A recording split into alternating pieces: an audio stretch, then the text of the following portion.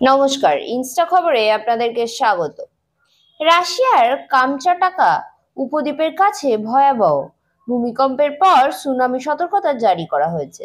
এখন রাশিয়া এবং জাপানের অনেক অঞ্চলে সুনামির ঢেউ উঠতে শুরু করেছে। এই ভূমিকম্পের প্রাথমিক মাত্রা ছিল রিক্টার স্কেলে 8, তবে এখন এটি আপডেট করে 8.8 করা হয়েছে।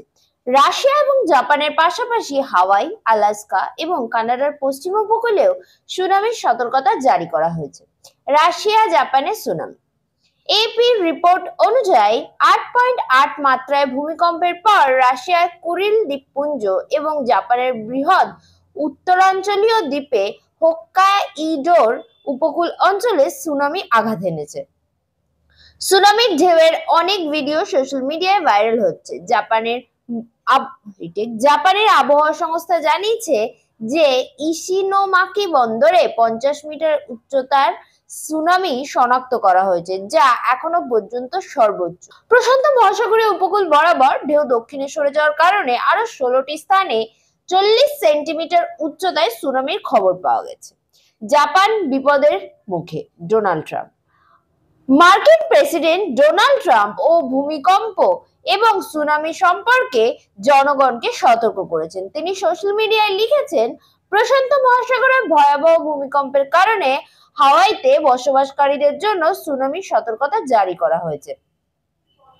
আলাস্কা এবং মার্কিন যুক্তরাষ্ট্রের প্রশান্ত মহাসাগরীয় উপকূলে সুনামির ওপর নজরদারি চলছে। জাপানও ঝুঁকির মধ্যে রয়েছে। সতর্ক থাকুন এবং নিরাপদে থাকুন। প্রশান্ত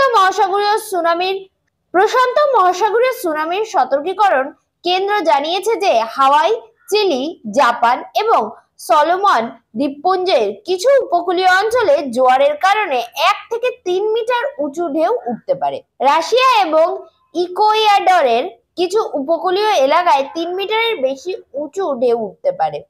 2011 সালে উত্তর পূর্ব জাপানে 9.0 মাত্রায় ভূমিকম্পের পর রাশিয়ার কামচাটাকায় সংঘটিত ভূমিকম্পকে সর্বোচ্চ শক্তিশালী ভূমিকম্প হিসেবে বিবেচনা করা হয়েছে। 2011 সালের ভূমিকম্পের পর ভয়াবহ সুনামি হয়। এর ফলে ফুকুশিমা পরমাণু বিদ্যুৎ কেন্দ্র ক্ষতিগ্রস্ত হয়। এর আগে 1952 সালে 4 নভেম্বর কামচাটাকায় 9.0 মাত্রায় ভূমিকম্প হয়েছিল। এর ফলে মার্কিন যুক্তরাষ্ট্রের হাওয়াইতে 9.1 মিটার উঁচু ঢেউও উঠেছিল। এবার জাপানের সুনামির সতর্কতার পরিপ্রেক্ষিতে ফুকুশিমা পরমাণু বিদ্যুৎ কেন্দ্রটি খালি করা হয়েছে। 2011 সালে 9.0 মাত্রায় ভূমিকম্প এবং পরবর্তী সুনামির ফলে ফুকুশিমা পরমাণু বিদ্যুৎ কেন্দ্রের ব্যাপক ক্ষতি হয়। এই ঘটনায় সুনামির ঢেউ প্ল্যান্টের বিদ্যুৎ এবং শীতলীকরণের ব্যবস্থা ব্যাহত করে, যার ফলে চুল্লিগুলি গলে যায় এবং তেজস্ক্রিয় পদার্থ লিকেজ হওয়ায় পরিস্থিতি তৈরি হয়। সেবার 8 ঘন্টার মধ্যে জাপানের 70% জলে ডুবে যায়। শক্তিশালী এবং ভয়াবহ সুনামির ঢেউ জাপানকে ডুবিয়ে দেয়। বৈদ্যুতিক শর্ট সার্কিটের কারণে আগুনও লেগে যায়। নিচে জল প্রবাহিত হচ্ছিল, ওপরে বাড়ি এবং তেল শোধনাগারগুলি পুড়ে যাচ্ছিল। এটিকে গ্রেট ইস্ট জাপান ভূমিকম্প এবং তোহোকু ভূমিকম্প বলা হয়। সরকারি পরিসংখ্যান অনুসারে 19,759 জন মারা যান এবং আহত হন 6,242 জন। 2,553 জন এখনো নিখোঁজ। 2.28 লক্ষেরও বেশি মানুষ গৃহহীন হয়ে পড়েছিল। আর জাপানের সুনামির সতর্কতার পর ক্ষতিগ্রস্ত ফুকুশিমা পরমাণু কেন্দ্রের কর্মীদের সরিয়ে নেওয়া হয়েছে। জাপানের আবহাওয়া সংস্থা জানিয়েছে যে প্রথম সুনামির ঢেউ প্রায় 30 সেন্টিমিটার বা 1 ফুট হতে পারে।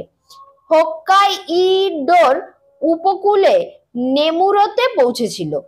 রাশিয়ার কামচাটাকা উপদ্বীপের কাছে ভয়াবহ ভূমিকম্পের পর সুনামি সতর্কতা জারি করা হয়েছে। এখন রাশিয়া এবং জাপানের অনেক অঞ্চলে সুনামির ঢেউ উঠতে শুরু করেছে।